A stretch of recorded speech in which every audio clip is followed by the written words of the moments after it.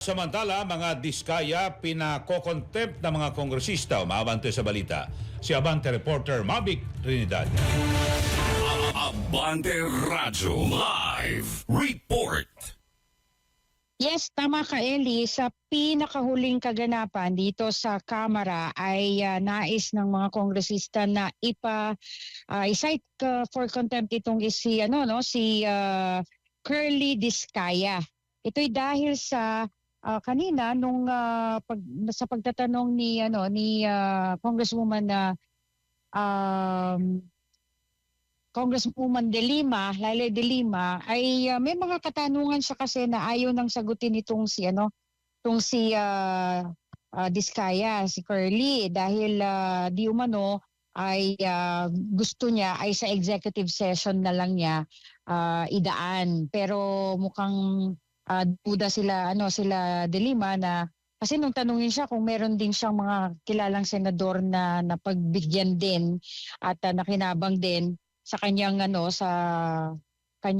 construction company, ay hindi niya masagot at ang sinasabi niya ay titignan muna daw niya yung kanyang mga papeles kung meron ngang mga gano'n. So may mga pagdududa na dun sa kanyang statement, kaya gusto nila i-cite for contempt na itong si Diskaya. Pero sa ngayon, yun pa rin ang pinag-uusapan. Pero wala pang desisyon, Mavic.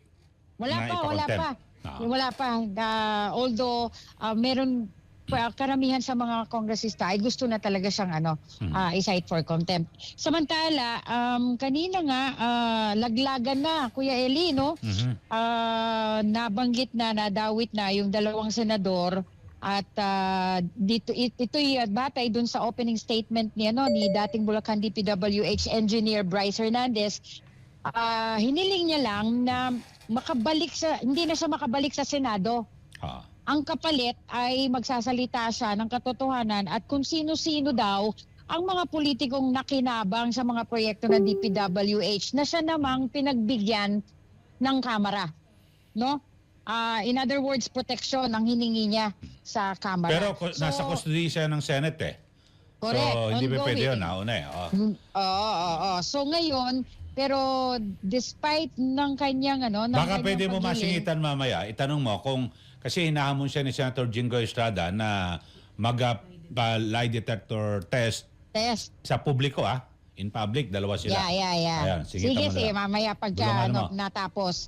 Oo, pero yun nga, pero sinabi pa rin niya na dalawang senador ang nakinabang.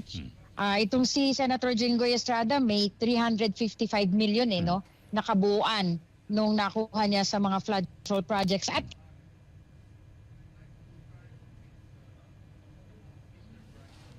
Mavic? itong